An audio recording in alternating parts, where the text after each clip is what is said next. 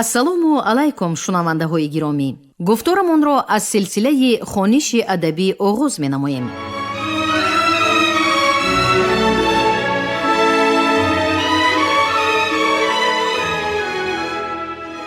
ба таваҷҷӯҳи шумо китоби якуми асосгузори сулҳу ваҳдати миллӣ, пешвои муаззами миллат, президенти ҷумҳурии Тоҷикистон муҳтарам Эмомалӣ Раҳмон забони миллат ҳастии миллат таҳти унвони ба сӯи пояндагӣ дар қироати корманди шоистаи Тоҷикистон Ализода Абдурашид Хоҷамқул.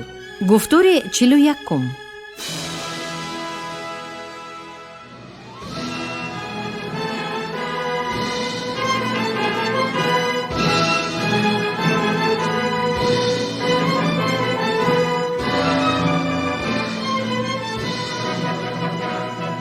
асари пешвои миллат Эмомалӣ Раҳмон забони миллат ҳастии миллат китоби арзишманди дорои хусусияти энциклопедӣ буда аз рӯи хислат, мавзӯъ, муҳтаво, равиши таҳқиқ, навгонӣ, дарбаргирии мавод, дастабандии таърихи ташаккул, сохти дастурии забони тоҷикӣ, арзёбии куллии масоили забону адабиёт, дастоварди беназир, таҳқиқоти пурарзиш ва саҳифаи тоза дар илми забоншиносии замони истиқлол маҳсуб мегардад.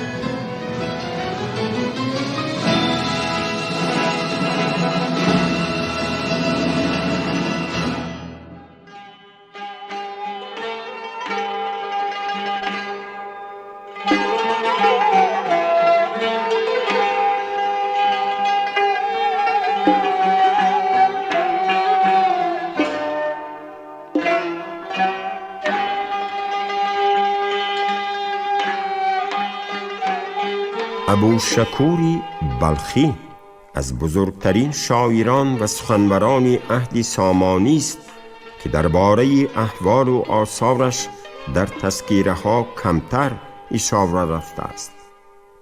سخنسرایان بعدی همه مقام و مرتبه بلند او را در زبان و ادب ما ستودند و شاعر عهد غزنوی منوچهری دامغانی در بیت زیر وی را با استاد رودکی شهید بلخی و شاعری عربی زبانی عهد سامانی ابوالفتح بستی در یک صف نهاده از رحلتش اظهار تأسف کرده است. از حکیمان خراسان کو شهید و رودکی، بوشکوری بلخی و بوالفتح بستی هاکذا. اهل تحقیق ولادت ابوشکور بلخی را در حدود سالهای 912 یا 915 دانسته، وفاتش را بعد از سال 983 احتمال دادند. او همچنین از نزدیکان امیر سامانی نوح ابن نصر سالهای حکمرانیش 943 954 بوده منظومه آفرین نامه را به نام او تألیف کرده است و در این باره چنین اشارت دارد: خداوندی ما نوح فرخ نژاد که بر شهر ایران بگسترد داد.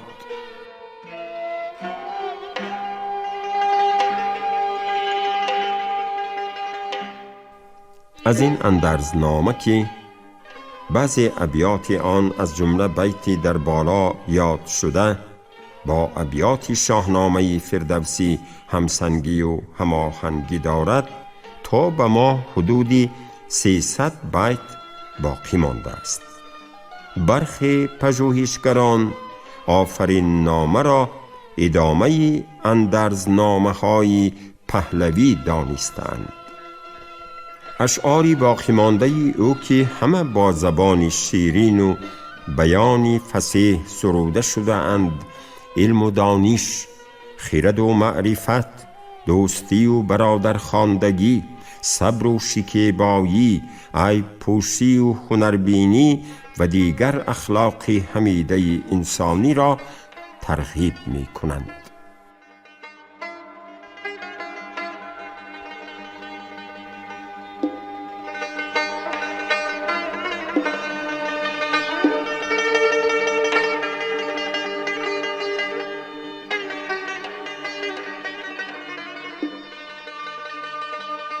بیاموز هرچند بیتوانیا، مگر خویشتن شاد گردانیا.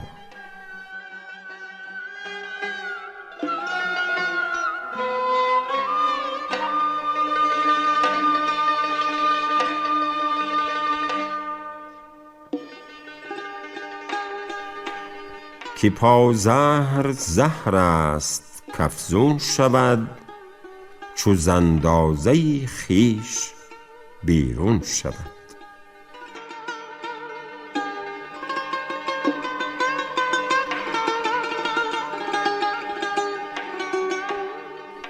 درشت است پاسوخ ولیکن درست، درستی درشتی نماید نخست.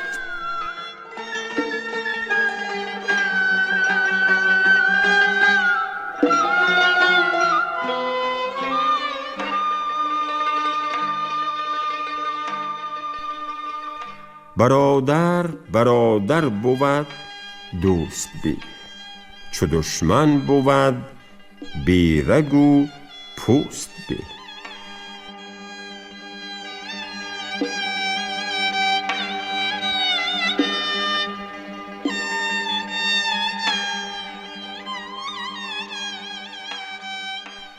مگر پیش بنشاندت روزگار، که به زو نیابی تو آموزگار.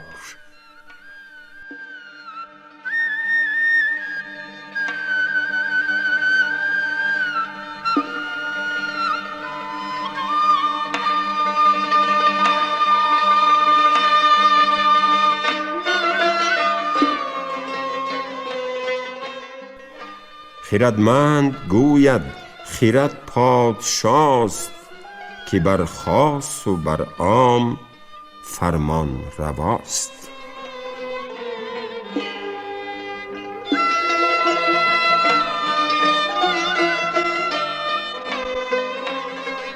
جهان را بدانیش توان یافتن، بدانیش توان ریشتن و بافتن.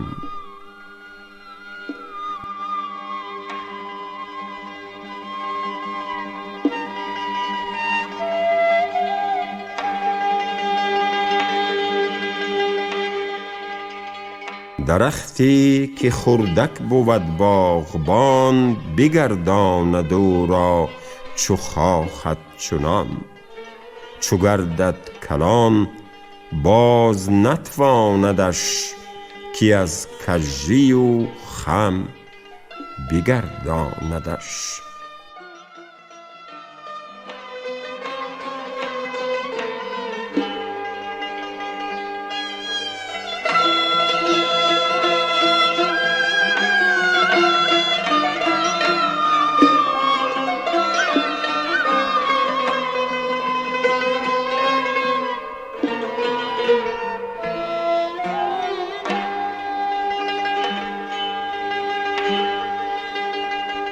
این نکته هم شایسته ذکر است که بعضی سخنوران بزرگی بعدینه مثل فردوسی، سعدی، حاتفی و دیگران به برخی مضمونهای زیبای و رنگین او نظیرهای زیباتر و رنگینتر ساختند.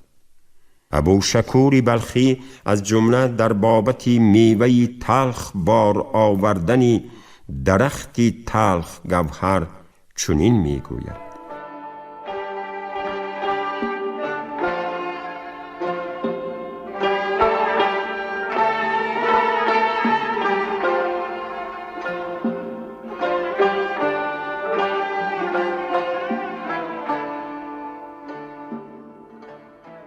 درختی که تلخش بود گوهرا، اگر چرب و شیرین دهی مر ورا.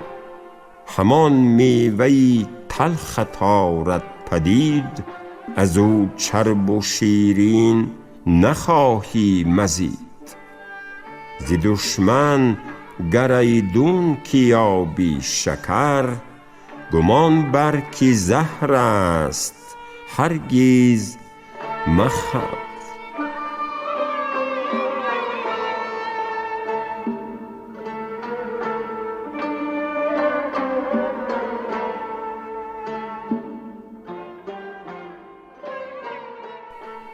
فردوسی در هجونامه سلطان محمود غزنوی این مضمون را چنین بر رشته تصویر کشیده است: درختی که تلخ است وی را سریشت، گرش بر نشانی به باغ بهشت، ور از جوی خلدش به هنگام آب، به بیخنگبین ریزی و شهد ناب، سرانجام گوهر بکار آورد، همان میوه‌ای تلخ بار آورد.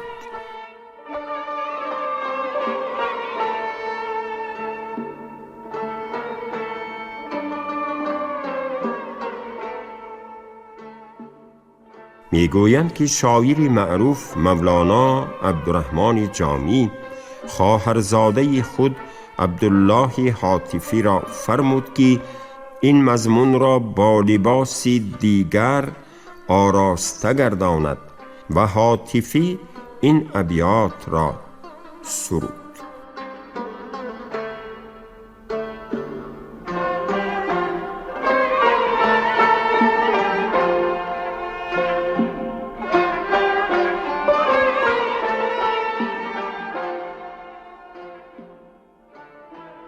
اگر بیضه‌ای زاغ ظلمت سریشت، نهی زیر طاووس باغ بهشت، به هنگام آن بیضه پروردنش، ز انجیر جنت دهی ارزنش، دهی آبش از چشمه سلسبیل، بران بیضه دم در دمد جبرییل، شود عاقبت بیضه زاغ زاغ، کشد رنج بیهوده طاووس باغ.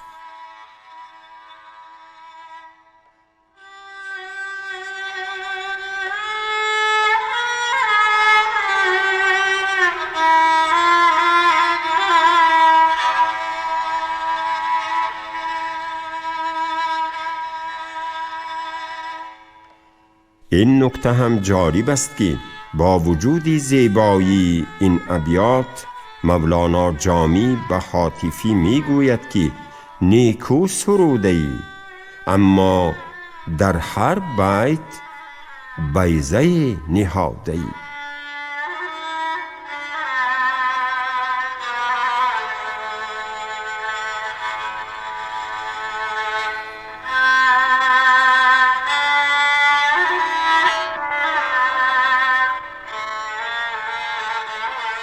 گفتن به مورید است که دوره سامانیان روزگاری احترام و ارجگذاری به رسم و آیین‌های قدیم و آغاز حماسه سرایی محسوب می شود که شروع نظم شاهنامه به نام دقیقی مربوط است.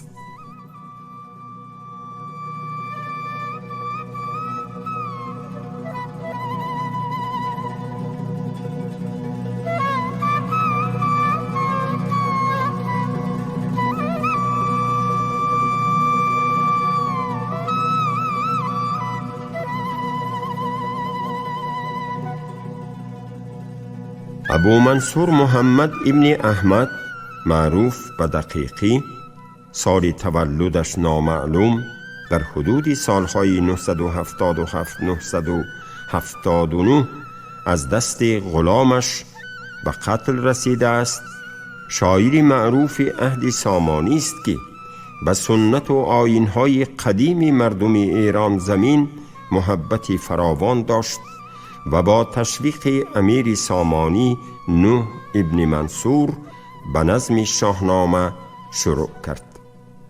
فردوسی که در مسئله های وطنخواهی و ارجگذاری به سنت و آیین‌های گذشتگان هم نوای و هم صدای دلی دقیقی بود، در شاهنامه طبع و ذوق سلیم او را در باب داستان سرایی مورد ستایش قرار داده است.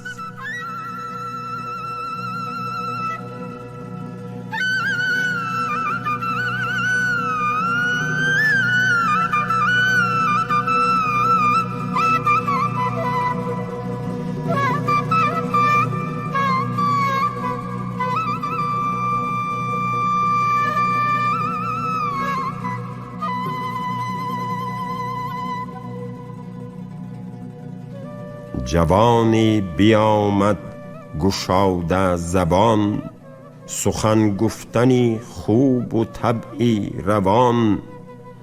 به مدح افسری تاجداران بودی، ستاینده شهریاران بودی.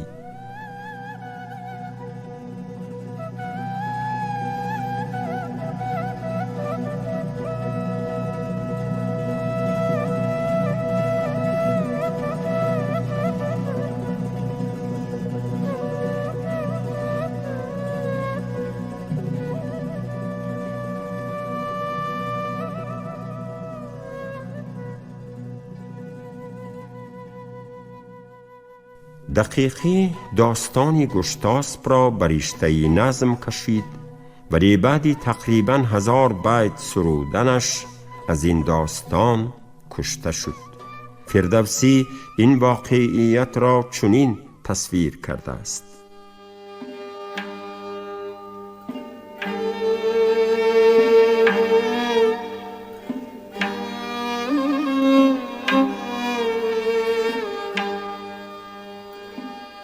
یکا یک از او بخت برگشته شد، به دستی یکی بنده بر کشته شد. برفت او و این نامه ناگفته ماند، چنان بخت بیداری او خفته ماند.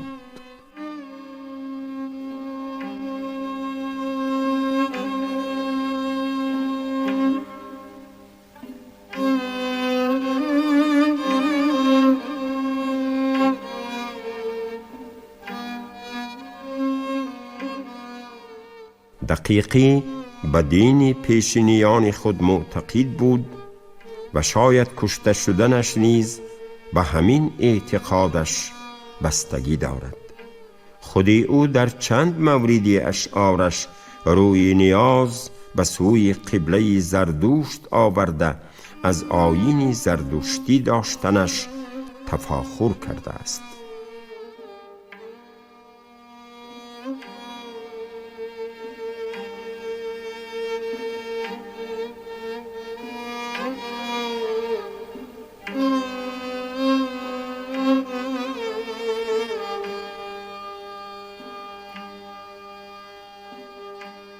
دقیقی 4 خصلت برگزید است: بگیتی از همه خوبی و زشتی، لبی یاقوت رنگ و ناله چنگ، می خوش رنگ و دینی زرد و هشتی.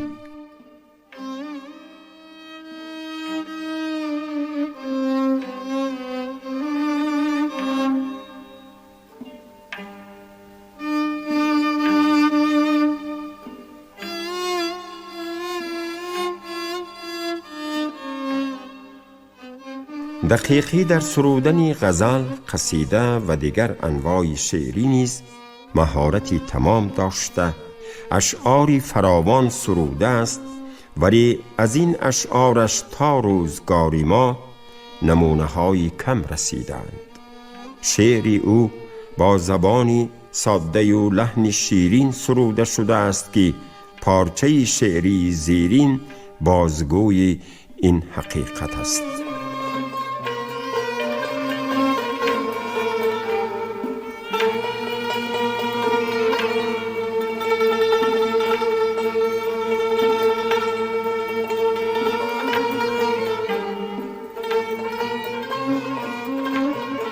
کاش که اندر جهان شب نیستی، تا مرا هجران آن لب نیستی. زخم اقرب نیستی بر جان من، گر ورا زلفی معقرب نیستی. ور نبودی کوکبش در زیر لب، مونسم تا روز کوکب نیستی. ور مرکب نیستی از نیکویی، جانم از عشقش مرکب نیستی. ور مرا بی یار باید زیستن، زندگانی کاش یارب نیستی.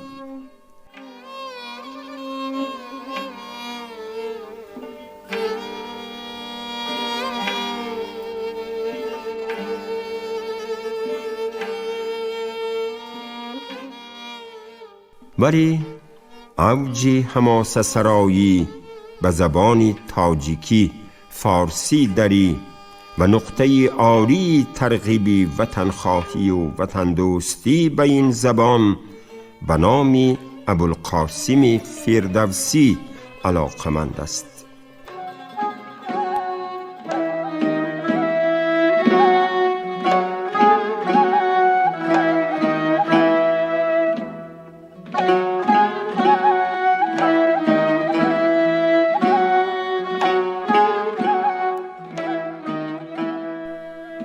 حکیم ابوالقاسم منصور ابن حسن فردوسی در تاریخ ادبیات فارس و تاجیک بزرگترین شاعری حماسه سرا شناخته شده است که با نظم شاهنامه بی زوال شهرت جهانی پیدا کرد.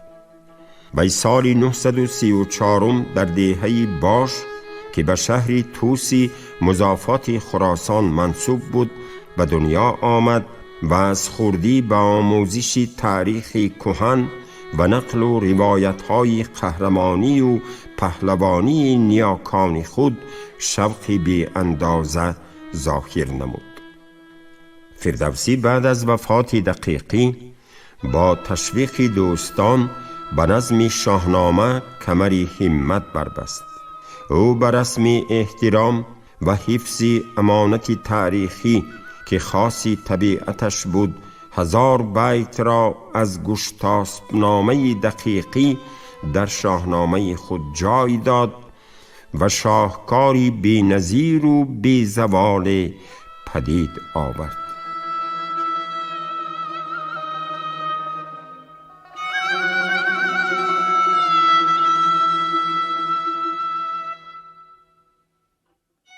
به شهرم یکی مهربان دوست بود، تو گفتی که با من به یک پوست بود.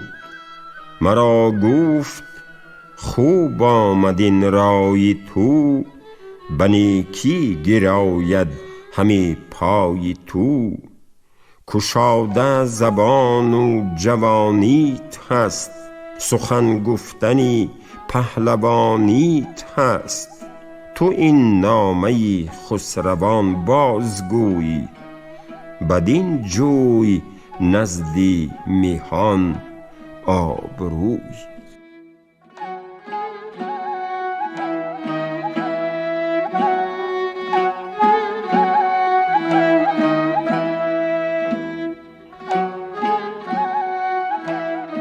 به نظر چنین می رسد که فردوسی با تالیف شاهنامه و یادکردی گذشته پر افتخاری پیشینیان خود می خواست دولتی رو به زوال آورده سامانیان را دوباره برقرار و روحی شجاعت و دلاوری و وطنخواهی را در این مرز و بوم دیگر بار بیدار نماید.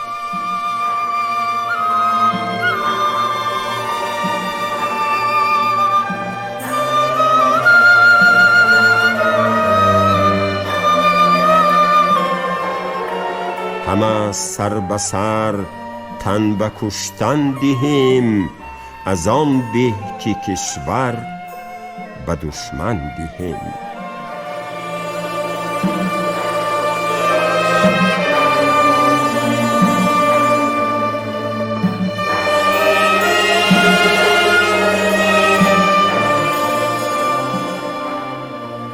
ولی افسوس که در روزگاری انجام تألیف شاهنامه دیگر سررشته کار از دست خانواده‌های اصیل ایرانی اصل رفته بود. خیانت‌های پیاپی سرکردگان ترکی اصل تیشه بر ریشه سامانیان زد و غزنویان را به سر کار آورد. فردوسی در پیرانساری شاید بر اثر درماندگی و ناداری در جای می گوید: نماندم نه مقصود و هیزم نه جو، نه چیزی پدید است تا جو درو.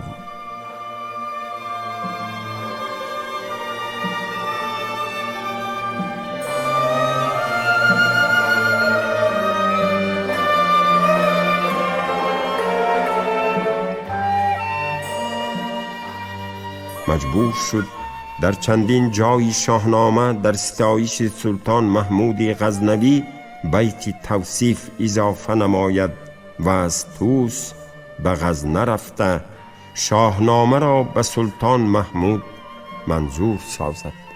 اما سلطان محمود گوش به قول حسودان و مغریزان فردوسی نهاد و شاهنامه او را قدر نکرد که این باعث آشفتگی شاعر و پدید آمدن حجمنامه و یا گفتار اندر حجو سلطان محمود گردید.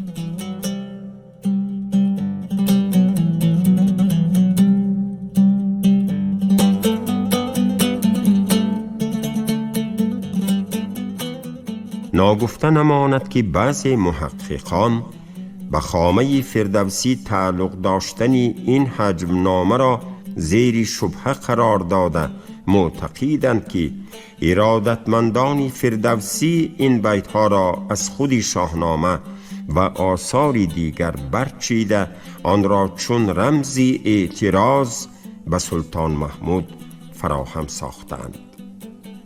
ولی سبک نگاریش، پختگی و رسایی کلام، شکایت و اعتراضی شدید به اصل و نسب سلطان محمود، اینچنین اطلاع نظامی عروضی سمرقندی در 4 مقاله تقریباً بعد 100 سال وفات شاعر نوشته شده است. درباره 100 بیت حجو گفتن فردوسی و باقی ماندن 6 بیت آن اظهار نظر کرده است، اندیشه بالایی را باطل می سازد.